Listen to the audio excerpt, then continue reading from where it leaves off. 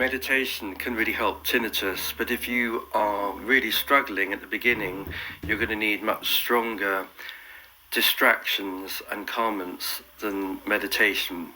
A lot of people say that when they sit in a quiet room, it's almost impossible to meditate because they're focusing on the tinnitus and that's getting in the way. So first of all, really help yourself settle down with quite strong interventions, other people helping you, body-based practices, because this can help clear the mind and help the body relax enough for you to focus.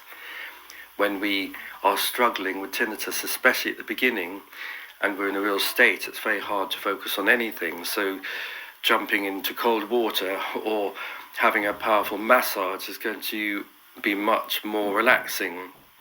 And eventually you can drop into the space of being able to sit on a cushion alone, switching everything off just by yourself for half an hour or 10 minutes. And for most people this is challenging because we switch off all the stimulation and we sit, and the first thing we notice is the sense of self.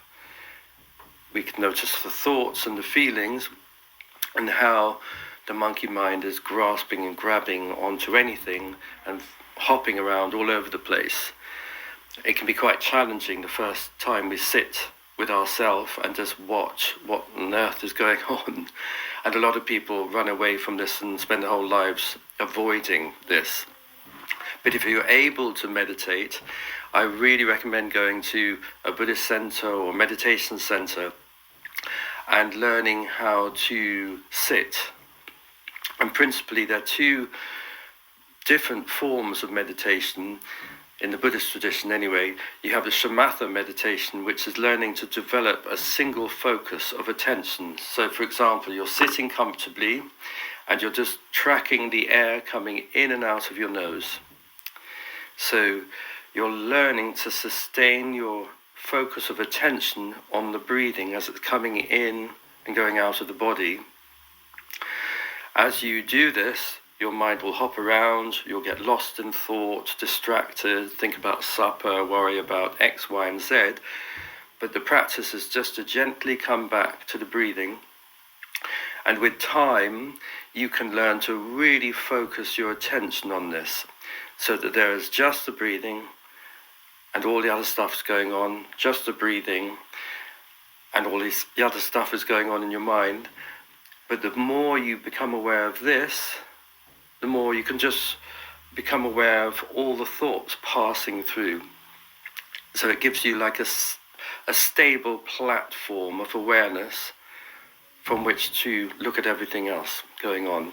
It's an incredibly helpful tool, and specifically for tinnitus, learning to really focus your attention in one part of the body is brilliant, because you're taking your mind off the ringing and you're putting it somewhere else. And at the beginning, if you're in a real state with tinnitus, you're probably going to need much stronger body-based practices. So vigorous rubbing, jumping up and down, shaking, cold baths, stretches, rolfing, deep tissue massage. These will help ground you and settle you.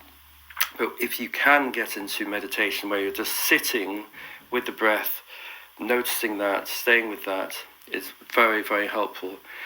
And the other form of meditation, which is really interesting, there are many kinds of meditation, but these are the two main ones, is vipassana meditation, which is just seeing things as they are. So you sit, get into a really comfortable position, and you just watch what is happening. So you'll have feelings, you'll have thoughts, the body will do something, you'll be distracted by various things. All you're doing is you're just surfing through the experience. You're watching the experience arise and unfold in every moment. This happens, then that happens. Now you feel this, then you feel something else. And learning to see everything as an arising, emerging process is incredibly helpful, because you start to surf on top of awareness. And you have a perspective from which you are witnessing everything rather than getting lost inside it. So stepping back and witnessing the self is really interesting, because if you hang out in witness mode for long enough, you can start to see the self as something that is just a thing that's reacting to everything else and nothing more, nothing less. I really recommend learning within a tradition. So Buddhism is wonderful, Sikhism is wonderful. There are many fantastic traditions that teach meditation, spiritual traditions, within the wider frame of spirituality. And this is a tremendous resource. A lot of people are learning to meditate on an app. That's great, and you can develop really good skills and develop mindfulness, which is like finding an oasis in the middle of a desert. There's a little pond of water. You can get into that, and that can be very useful. But compared to the ocean of resources that you get from Buddhist Dharma or other spiritual traditions, especially when you have a master or a teacher who's connecting you to the true nature of mind, whatever that is, but there's something vast and immeasurable in that. That's a huge and vast resource, which has changed my life. It's really helped me connect with a sense of peace, and it's a very big, deep resource that all of this work has led me to, and I really encourage anybody else to find that. An app is nice, it's great, it's useful, but sitting in a group of people meditating together, being held in a holding field of the teacher or the teaching, is something completely different. It's much more profound, much more useful, and it's good to get away from the wretched iPhone or whatever it is and just really bask in a big, nourishing resource of a group, a meditation field. So I think meditation is amazing. It's life-changing. I don't know how on earth I managed to survive without meditation before. I just got lost in it. I got lost in the suffering, the struggle, the tinnitus, you name it. Now I can sit back and watch. I still get lost in it from time to time, but meditation has really helped me step back and get a very different perspective. And it's opened up a whole new level of awareness.